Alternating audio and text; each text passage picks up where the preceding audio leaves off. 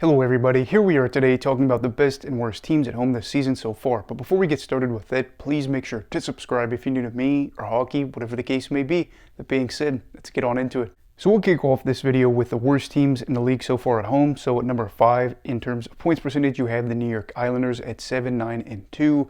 This was already going to be kind of a challenging year for New York, at least in my eyes, because last year they really did rely on the losers point to go out there and make the playoffs. And I think a couple years ago, they didn't have a very good year at home, so this may match up with it. I know it's probably very frustrating for Islanders fans because you've got a relatively new stadium, and this has been a team that's pretty consistently made the playoffs for over 5 years now. But ultimately, when it comes down to it, this roster is just probably not good enough year in and year out to make the playoffs, and even if they do make the playoffs, do anything special. So I think that while they aren't too far off from the playoff picture, I made a video earlier in the season talking about how I thought the Islanders' year was done. They can get hot and kind of erase all that because, again, they're not too far back from the picture. But at the same time, too, I think some other teams are streaking.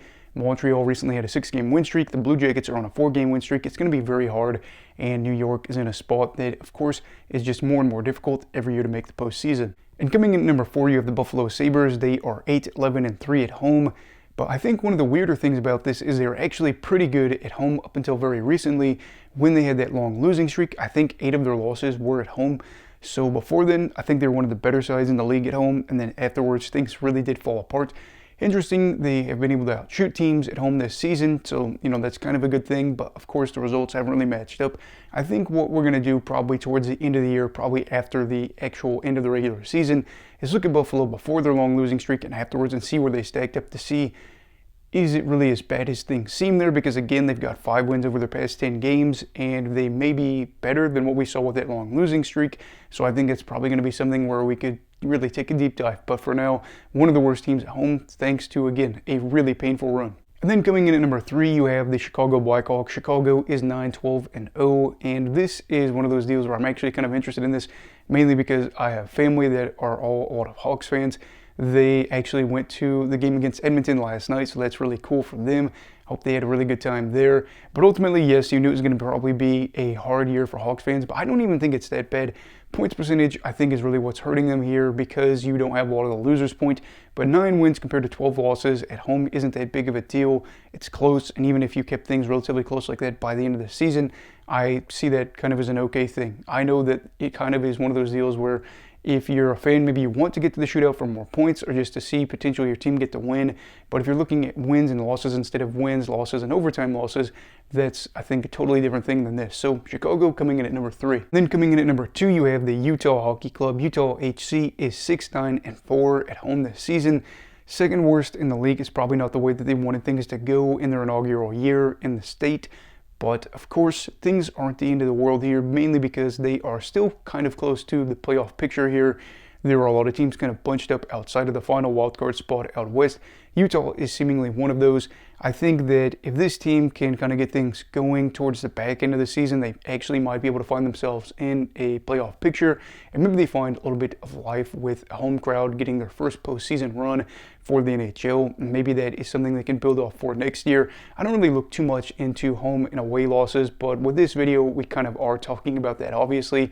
If they are bad again next year at home, it might be a little bit harder for fans to go out there and say, I want to buy tickets because we lose a lot at home. I don't know. One of those deals, I think really when it just comes down to it, people want to watch their teams play. So again, don't really look into this too much. And then coming in as the worst team at home this season, you have the San Jose Sharks. They are 8-14-1. They may be the worst here, but they are worse on the road. They've only got 5 road wins on the season. But again, points percentage is what we're really going by here if you are the Sharks. San Jose, a team that, probably is expected to be pretty bad. They did have a prolonged period of success a little bit earlier in the year, but we've talked about that before. It's kind of a norm for them to go on a run for about a month where they actually play and get really good results. So for them to be good for a little bit, then to fall off is not really that surprising. They are a team built for the future, and there's not really been a lot of wins expected for a while now. They probably will be, again, towards the bottom 5 in a lot of categories for road and away win, or home and away wins for the course of the next few seasons, unless they really are able to make a jump up. They've got some young players that are very, very exciting. some players that could be in contention for some, Calder type awards, or Calder award, I should say. So we'll see how things pan out for San Jose, but they are the worst team at home this season. Now, talking about the best teams in the league this season, coming in at number 5, you have the Vegas Golden Knights. I think they are 17-6-0. This team has been good for a long time, and again, they are on their way to making the playoffs yet again. They're on their way to yet again making the division their own, as they are set to win the Pacific, probably. There are really only 2 other teams in the division that are contending right now, and I don't think they're going to be able to get there probably at the moment. So Vegas is probably set to have another good, run in the playoffs, maybe, have another Stanley Cup run. I don't know, but I do know this. They call it a fortress for a reason in Vegas, and right now they are playing that way. You go in there, you're probably not expecting a win, and it's just the way it is right now. But it's been like that since their inaugural season. Now, coming in at number 4, you have the Dallas Stars. Now, Dallas is interesting here because I believe they sit at 16-5-1 and are 4th best in the league. But this team is just really fun because I wonder if they could get to the top spot in the league for points percentage at home this year, because last year they had the best away points percentage. So, it really just correlates with the team winning a lot of games. Dallas has been able to do that recently. They are a side that I was practically drooling over the roster at the beginning of the season, talking about how I thought that they were probably my Stanley Cup final pick just because they had so many things going for them. It's not been as perfect of a year as you probably would have liked, but they are still probably set to make the playoffs, and they are not going to be an easy exit. So even if they are a little bit lower in the standings and have to play more on the road, it's not really that big of a concern for me. And then if they steal a game, of course, what we can see here is Dallas is pretty good at home as well too. So it may be hard for a team to strangle back that control in a series where it gets away from them for a little bit. The Stars are, really shining bright in Texas. Now, coming in at number 3, you have the Winnipeg Jets. Winnipeg is 16-4-3 at home this season. A lot of that probably helped by their amazing start to the year where they had 14 wins in their first 15 games. They are a team that last year had a good year. This year, again, looking to be a really good year. Connor Hellebuyck contending for a Vezina, and this side is looking for playoff success. A very motivated team that has got guys that have been there for a minute, but as well as young guys that have also been there kind of for a minute as well too, but have taken on a bigger role. Some of those players were taken relatively high in the draft as well too.